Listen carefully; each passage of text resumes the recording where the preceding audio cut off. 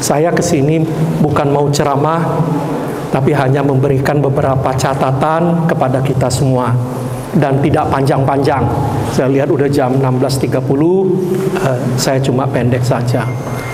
Yang pertama, apakah itu ibadah?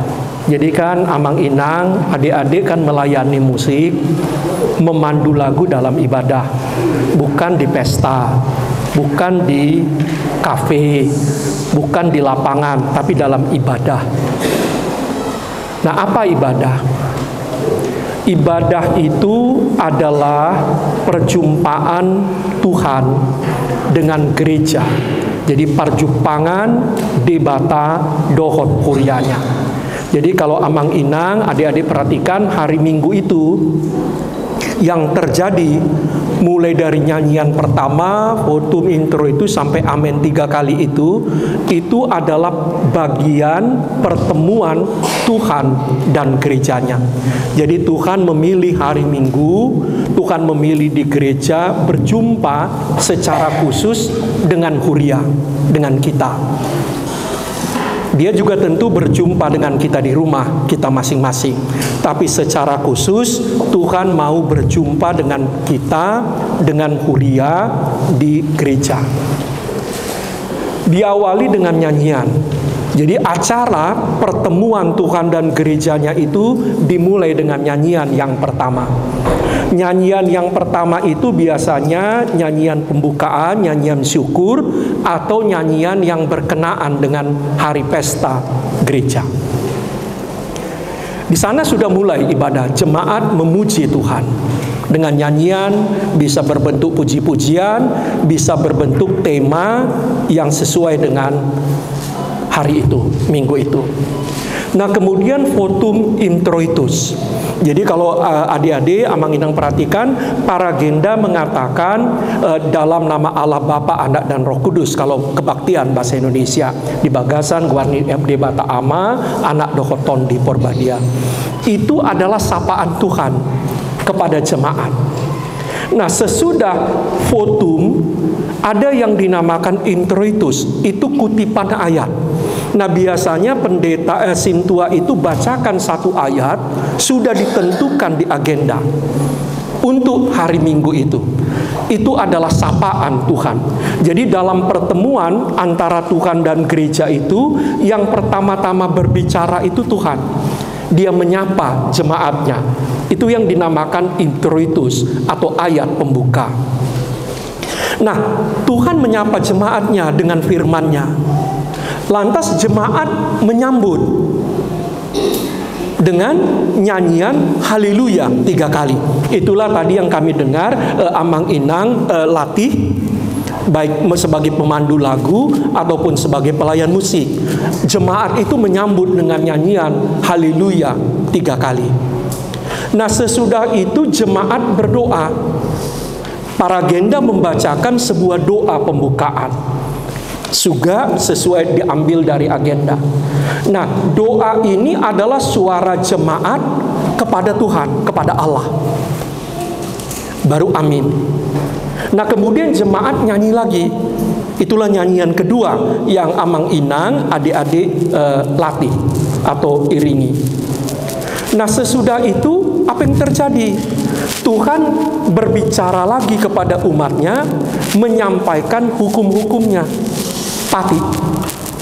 Nah, para agenda dari depan mewakili Tuhan menyampaikan hukumnya. Bisa pati nasapului, hukum yang 10, atau diambil dari salah satu ayat Alkitab yang berbentuk imperatif, berbentuk perintah, atau diambil dari konfesi.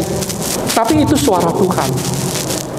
Nah, setelah Tuhan menyampaikan inilah hukum, jemaat menyambut dengan doa. Ali debata saya pargugui mahami mangulakon nakombar tupatimi. Jemaat berdoa minta penguatan untuk melakukan hukum Tuhan. Nah, kemudian nyanyi lagi jemaat. Nyanyian sesudah hukum itu biasanya kalau Amang Inang, adik-adik perhatikan, nyanyian itu nyanyian pengakuan dosa. Jadi setelah hukum dibacakan, jemaat jadi sadar akan dosa-dosanya. Karena itu nyanyiannya berbentuk pengakuan atau penyesalan.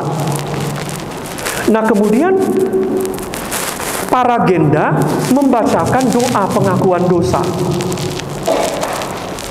Kalau dalam agenda bahasa Batak, dia katakan, tapopoti madusanta, dia dopan di debata, martangi yang makita. Marilah kita mengaku dosa kita di hadapan Allah, kita berdoa. Para genda baca pengakuan dosa, itu suara jemaat kepada Tuhan. Tuhan merespon. Dia jawab lagi jemaat dengan janji pengampunan dosa. Baga-baga hasesani dosa. Jadi baga-baga hasesani dosa adalah jawaban Tuhan kepada jemaat yang mengaku dosanya. Nah, di beberapa gereja HKBP, selang antara pengakuan dosa yang dibacakan para genda, di beberapa ada yang namanya saat teduh. Di sebagian pernah ada, kemudian dihapus. Saya nggak kurang tahu kondisi di Langkat bagaimana. Tapi masih ada yang mempertahankan sesudah doa pengakuan dosa, tidak langsung janji pengampunan, baga-baga hasesaan di dosa, tetapi diberi saat teduh. Nah, saat teduh ini di situ kadang-kadang pelayan musik memainkan musik dengan setengah suara, angon-angon dengan lembut. Tujuannya sebetulnya untuk memberi kesempatan kepada jemaat mengaku dosa pribadi. Karena dosa yang dibacakan, pengakuan yang dibacakan para genda, sebagian tidak mengakomodir dosa saya. Dosa saya konkretnya saya yang tahu. Nah, diberi kesempatan dalam saat teduh, tapi beberapa gereja menghapusnya. Nggak apa-apa juga. Langsung dari doa pengakuan umum, langsung ke janji. Nah, tapi sebagian lagi masih mempertahankan saat teduh. Saat teduh itu sebetulnya tidak lain, tidak bukan pengakuan dosa pribadi. Nah, kalau amang inang adik-adik main musik organ, suaranya nggak boleh kencang. Karena kalau suaranya terlalu kencang, orang nggak bisa berdoa ngaku dosa. Dia langsung perhatiannya ke musik. Apalagi kalau ada musik tiup. Musik tiup itu sangat tidak cocok dipakai untuk saat teduh. Karena mengganggu konsentrasi orang berdoa. Terlalu kuat trompetnya atau saksofonnya. Jadi yang disebutkan saat teduh itu sebetulnya pengakuan dosa pribadi. Orang memberi kesempatan, baru Tuhan sampaikan janjinya. Nah, sesudah itu kan nyanyian setelah pengampunan dosa.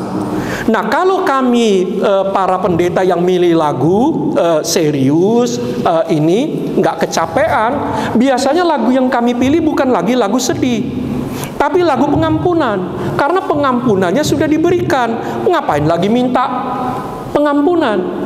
Nah, tapi kadang-kadang kami karena terburu-buru, lagu sesudah pengampunan dosa kami masih pilih di muka Tuhan Yesus lah katanya, dia dopani Yesus, leado.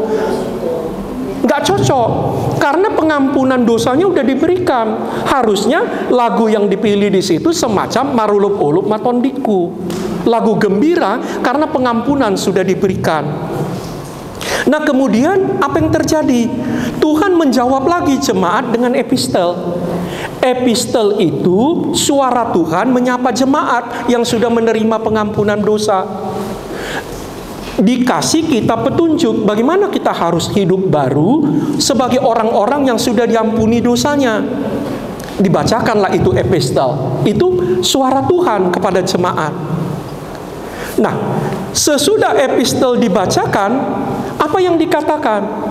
Para genda menyampaikan satu berkat. Kalau amang inang adik-adik perhatikan, para genda pasti sesudah baca epistel, dia akan mengatakan, martua ma akan natumangihon hatani dibata jalan nompeopsa. Berbahagialah orang yang mendengar firman Allah dan memeliharanya. Itu formula berkat. Itu salam. Jadi semua orang yang setelah menerima firman Tuhan, epistel ini diberikan berkat. Berbahagialah orang yang mendengar firman Tuhan. Itu kutipan dari ucapan Yesus dalam Lukas 11 ayat 29. Berbahagialah orang yang mendengar firman Tuhan dan memeliharanya. Nah, sesudah itu apa yang terjadi? Jemaat bernyanyi lagi. Sesudah itu pengakuan iman rasuli. Pengakuan iman rasuli ini adalah jawaban umat, suara jemaat kepada Tuhan. Nah, di gereja kita HKBP, ketika kita mengucapkan pengakuan iman rasuli, kita berdiri, menundukkan kepala dan menutup mata. Di kawan-kawan kita gereja lain, misalnya di GPIB, di GKI, mereka mengucapkan pengakuan iman rasuli dengan mata terbuka. Kenapa kita mengucapkan pengakuan iman rasuli dengan mata tertutup, kepala tertunduk? Karena kita ucapkannya di depan Tuhan.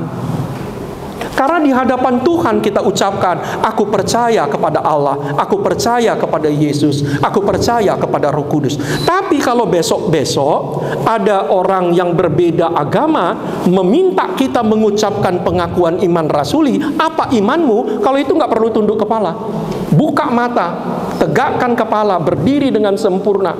Ini pengakuan iman saya. Tapi kalau diucapkan di depan Tuhan, dia persis seperti doa. Ya, kita merunduk berbicara di depan Tuhan, nggak berani gagah-gagahan. Nah, sesudah itu warta. Warta ini apa? Warta ini bisa sapaan jemaat kepada jemaat, bisa juga sebagian sapaan Tuhan kepada jemaat. Nah, kemudian jemaat bernyanyi.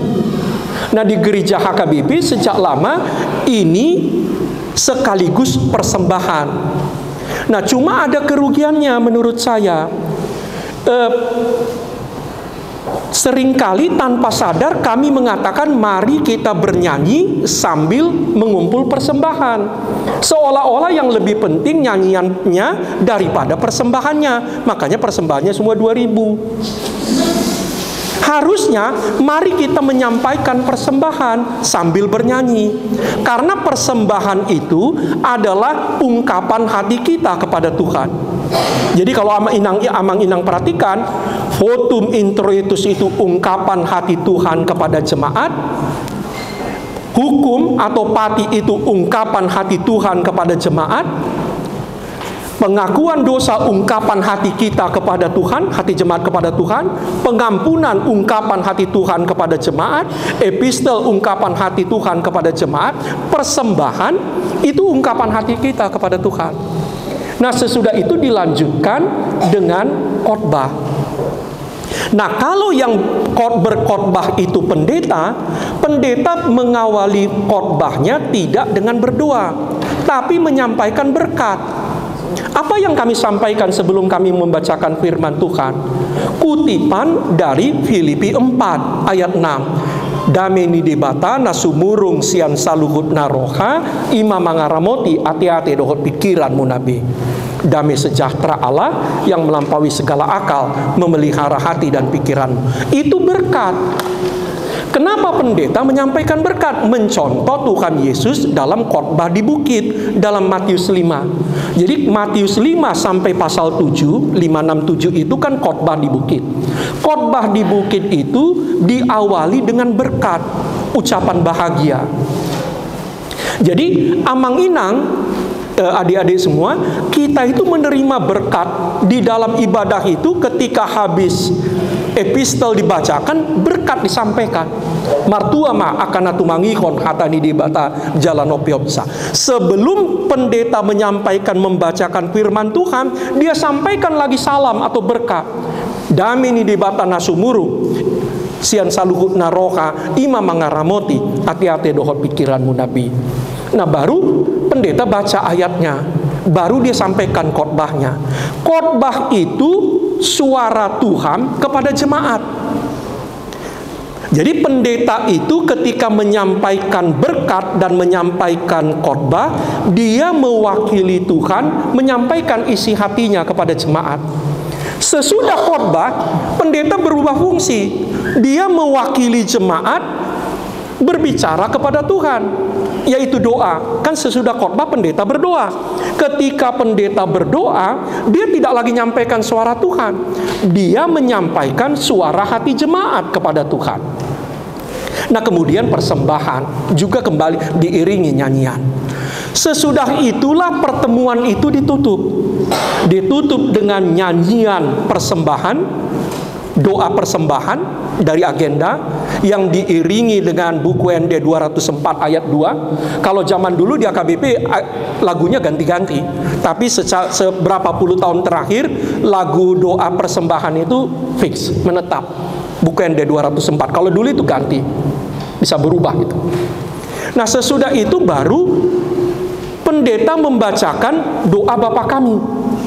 Bagian akhir doa Bapa Kami itu dinyanyikan oleh jemaat. Karena Engkaulah yang mempunyai kerajaan, kuasa dan kemuliaan sampai selama-lamanya. Hodona punah harajaon, waso dohot amliaon, rodisa liling nililing. Nah, baru pendeta menyampaikan berkat. Jadi doa dan nyanyian persembahan itu suara jemaat kepada Tuhan. Doa Bapa Kami termasuk doksologinya, yang terakhir, karena Engkau yang mempunyai kerajaan, itu adalah suara jemaat kepada Tuhan. Lantas Tuhan menjawab. Apa jawaban Tuhan? Dia sampaikan berkat lagi kepada kita. Kutipan dari Bilangan 6, 24-26. Ya, hera maluami. Sarupa kita teh, meraya ayat. Jadi bukan amang preses saja. Saya juga rupanya agak bisa sedikit lah mengimbangi beliau. Tapi jauh di bawah. Jadi, sesudah itu jemaat membalas. Setelah Tuhan sampaikan berkat, jemaat merespon lagi dengan nyanyian amin 3 kali. Baru pertemuannya berakhir.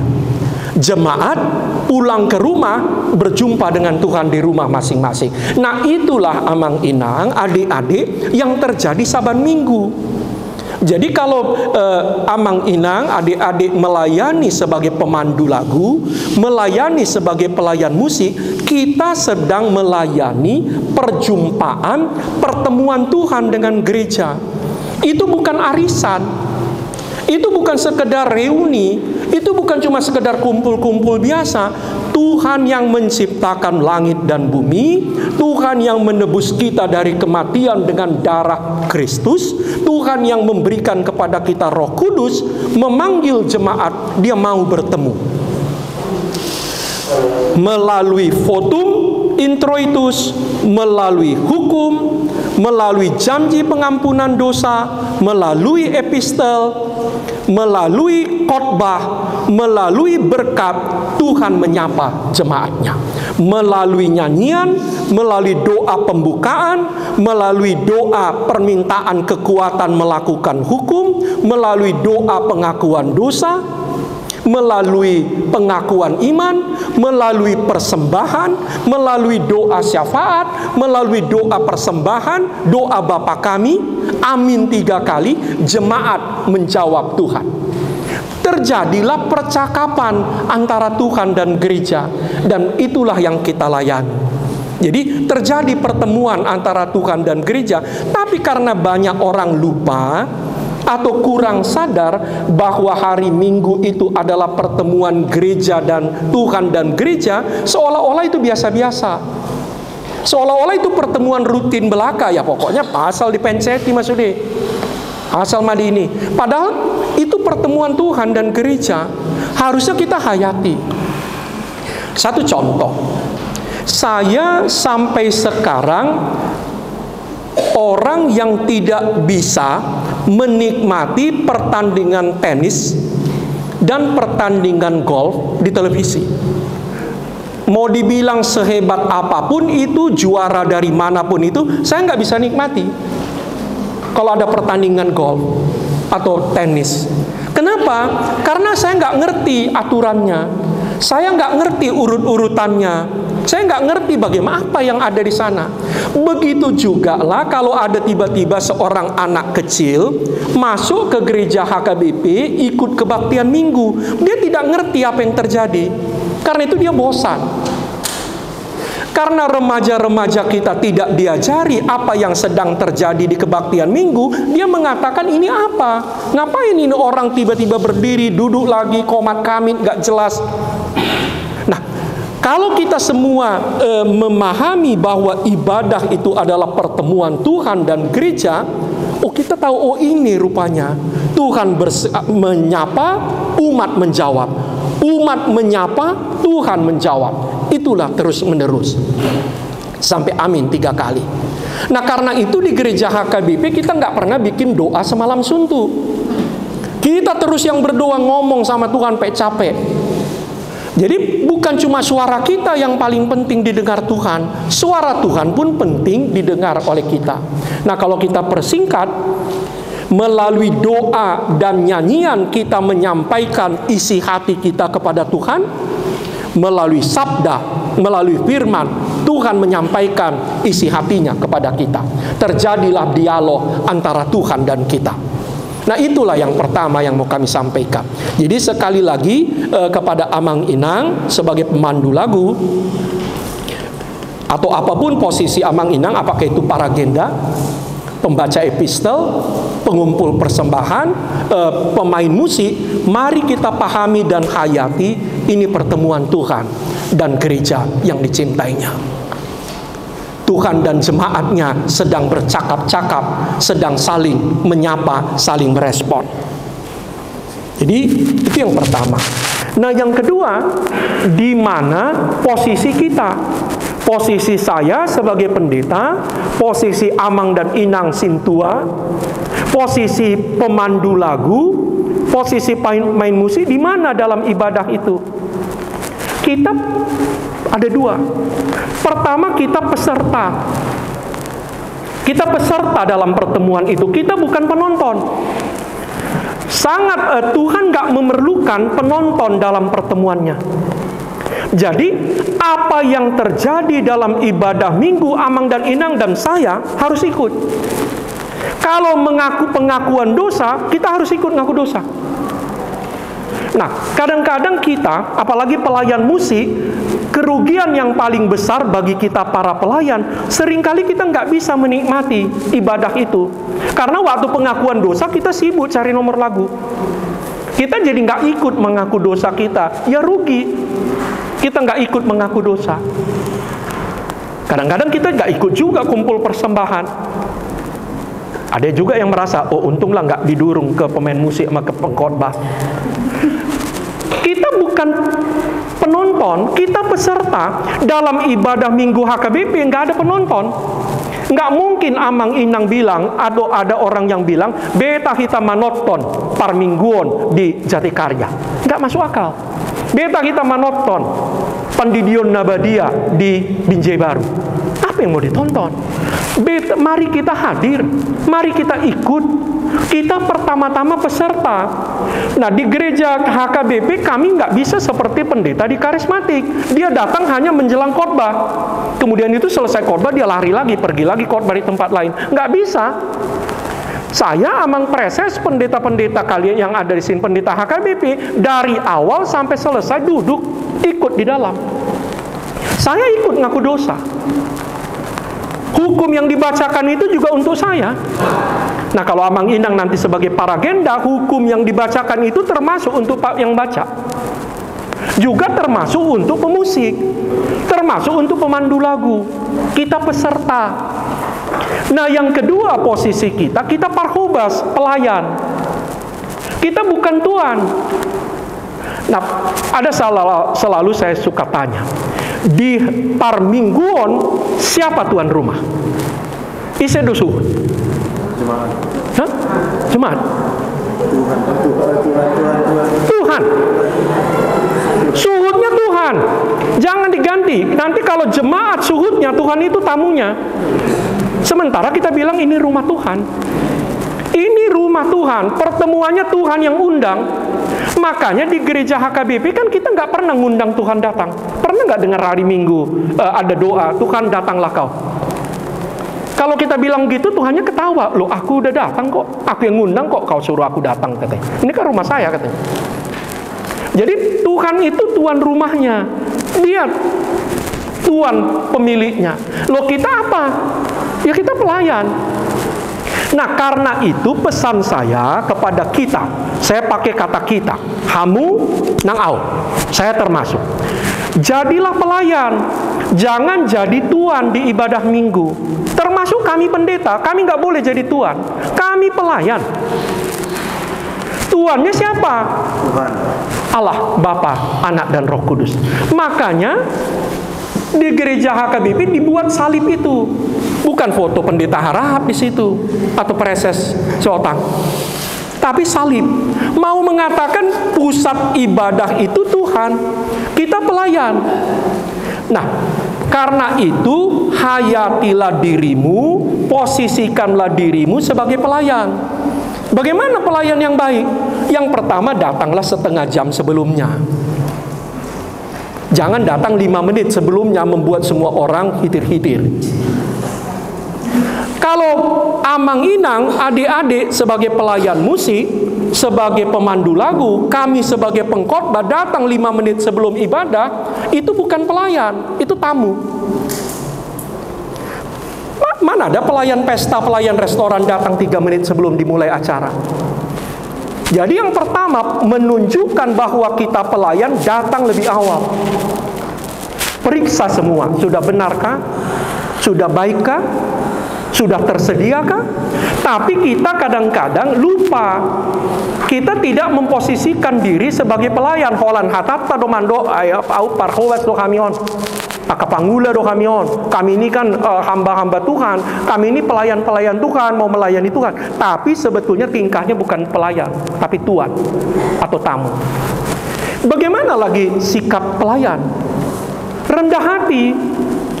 Amang Inang punya ART di rumah, asisten rumah tangga misalnya. Gimana sikap Amang Inang terhadap ART yang terlalu banyak gayanya? Pecat katanya. Aneh itu, pelayan tapi banyak kali gayanya. Loh, karena itu kalau ada pendeta, sintua, pemandu lagu, pelayan musik terlalu banyak gayanya, itu aneh. Kok pelayan mau cari perhatian? Pelayan nggak boleh cari perhatian. Pelayan pokoknya layani baik-baik. Nah, karena itu hati-hati. Godaan yang paling besar bagi kita pelayan, yang paling besar bagi kami pendeta. Godaan yang paling besar bagi kita adalah kita cari perhatian. Membelokkan perhatian jemaat kepada kita, bukan lagi kepada Tuhan. Membelokkan pujian jemaat kepada kita, kepada saya, bukan lagi kepada Tuhan. Bagaimana caranya? Dengan bergaya, dengan tampil sehebat-hebatnya, dengan terlalu banyak gerakannya, dengan mundar-mandir di depan altar. Macam-macam, banyak yang bisa kita lakukan mencari perhatian itu. Hati-hati, itu bukan pelayan. Jadi langsung aja garis bawahi, termasuk saya, pemandu lagu, pemain musik, paragenda, pembaca epistel, pengkhotbah, termasuk pengkhotbah, yang terlalu banyak gaya itu seperti ART yang berdandan terlalu menor. Ya, aneh itu. Tuhan yang harus dimuliakan, bukan saya. Perhatian jemaat harus ke Tuhan. Nah, karena itu bagaimana kita tenang, kita rendah hati, nggak usah cari-cari perhatian terlalu banyak. Supaya apa? Supaya fokus jemaat tetap tertuju kepada Tuhan. Nah, menurut kami ini satu PR kita yang paling besar di AKBP. Kembali memposisikan diri sebagai pelayan. Nah, yang ketiga, apa yang harus kita persiapkan dalam ibadah itu sebagai pelayan? Apa yang harus kita persiapkan? Amang, Inang, saya, kita pelayan. Apa yang harus kita persiapkan? Yang pertama-tama hati kita. Kalau Amang Inang baca di aturan HKBP pasal kelima, nanti boleh tanya kepada pendeta resort, apa di sana disebut pasal 5. Semua yang bertugas hari Minggu harus bikin persiapan. Semua yang bertugas hari Minggu harus jaga kesehatan hari Sabtu. Jadi kalau udah hari Sabtu, jaga kesehatan. Karena besok kita mau melayani Tuhan. Saya sebagai pendeta sangat menderita kalau disuruh khotbah Sabtu malam. Kalau saya pendeta resort, semua kalau bisa kugeser ke Sabtu sebelum jam 6 sore. Jam 6 sore saya jangan lagi diganggu. Karena apa? Karena besok ada pelayanan kita yang penting. Jadi, tapi kalau Amang Inang, adik-adik hari Minggu, Sabtu masih begadang, pulang ke rumah jam 2 malam, besok mau main organ, atau mau mengiringi lagu, datang kita ke gereja, muka kita masam, merah, kusam, salah-salah pula lagi nanti. Sederhana, jadilah pelayan. Biarlah Tuhan yang dimuliakan. Kita pelayan, parhubas dok kita. Apa yang kita persiapkan lagi? Fisik. Saya nggak tahu, bisa diminta kepada amang inang pendeta siapa yang persiapkan lagu, supaya jauh-jauh hari lagu itu udah dipersiapkan. Jangan baru 2 hari baru diberikan kepada kalian. Kalau bisa 1 bulan atau 2 bulan sebelumnya lagu udah dipersiapkan. Supaya apa? Supaya ada kesempatan latihan, supaya ada kesempatan mempersiapkan diri. Saya 33 tahun menerima tohonan Hapandetaon. Saya baca persiapkan khotbah lebih dari sebulan. Teks ke depan udah saya baca. Bukan hanya teks minggu depan dari Matius 13. Teks minggu berikutnya dari kitab Kejadian saya udah baca. Kemudian berikutnya lagi, minggu berikutnya lagi dari Kejadian lagi. Udah saya baca. Nah begitu juga lah Amang Inang. Jangan sampai hari Minggu Amang Inang pemandu lagu baru nanya, nomor 3 doang dentang. Celaka itu bukan pelayan. Itu mau nampil. Jadi jauh-jauh hari, mungkin kesalahannya juga tidak di Amang Inang, mungkin kesalahannya mungkin lebih banyak di kami pendeta. Karena kami nggak persiapkan jauh-jauh hari. Jadi apalagi yang mau kita persiapkan? Ruangan. Jadi sekali lagi, Amang Inang, saudara dan saya pelayan Tuhan. Pelayan itu dia harus mau tahu. Kita cek, ini ruangan sudah siap belum? Sound system udah benar nggak setelannya? Mungkin kita nggak semua ahli. Saya termasuk orang yang sama sekali tidak paham mengenai sound system, dan bahkan untuk mencoloknya pun kadang-kadang saya takut. Sotung mepulta anon. Tapi sebagai pendeta saya pastikan ini sound system harus berjalan. Saya selalu cek, bahkan kadang-kadang hari Sabtu saya cek, saya tanya, saya WA, udah dicek belum sound system? Kalau saya sebagai pendeta, aku selalu jam 5 pagi udah bangun, ku cek ke dalam gereja, udah beres semua, kantong persembahan sudah ada, tikting udah diletakkan belum, gereja udah bersih belum. Nah, Amang Inang juga pelayan, bantulah kami. Bantulah kami ikut mempersiapkan baik alat maupun tidak. Bantulah. Jadi kita kan sama-sama pelayan. Nah, salah satu yang mesti kami garis bawahi soal kebersihan gereja. Kita harus bikin gereja HKBP yang paling bersih. Ini kontradiksi. Kita selalu bilang ini gereja rumah Tuhan. Tapi kalau betul rumah Tuhan, kenapa dibiarkan jorok? Kita selalu bilang Langgatan itu inganan Nabadia. Kalau inganan Nabadia kok dibiarkan jorok? Kalau ada, untung ini nggak pakai bunga plastik. Kalau pakai bunga plastik, biasanya saya selalu iseng mencolek berapa tebal debunya di situ. Udah berapa tahun nggak pernah dicuci. Loh, ngaku semua pelayan. Pendeta ngaku pelayan, sintua ngaku pelayan, pemandu lagu ngaku pelayan, pemusik ngaku pelayan, tapi gereja dibiarkan berantakan. Menurut saya itu nggak masuk akal. Saya belum cek di belakang Langgatan ini apa yang terjadi. Kita bilang ini tempat paling kudus, tapi banyak barang rongsokan di belakangnya. Coba cek nanti gereja kalian masing-masing ya. Nggak ada. Bosan kalau nggak ada. Jadi menurut saya sederhana. Jadi sebelum kita benar-benar melayani Tuhan, kita mau bernyanyi, ayolah kita bersihkan rumah Tuhan ini supaya kita nyanyi lebih enak, kita duduk lebih segar. Sederhana, kita siapkan ruangannya. Dan salah satu kan masalah di gereja HKBP soal sound system. Nggak tahu apa sampai Tuhan Yesus datang masalah sound system ini belum selesai di HKBP. Ya, itu yang paling rumit. Karena orang Batak juga tangannya kasar kan, setiap kali mau main C gama miki kan, habis itu di peakon dungi disakui ya disakui dungi lawan mana mangoma mik. Sederhana menginang, betul-betullah kita hayati diri kita sebagai pelayan. Nah, yang keempat, apa kegunaan ibadah itu bagi kita? Fungsinya apa? Ibadah itu tentu kegunaan yang pertama menyenangkan hati Tuhan.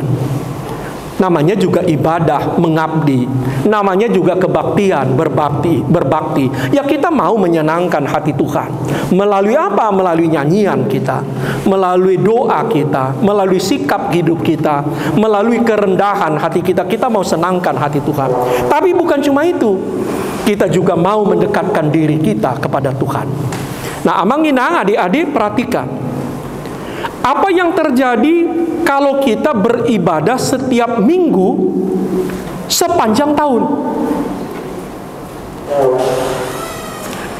Tata ibadah HKBP, khotbah HKBP itu disusun menurut almanak.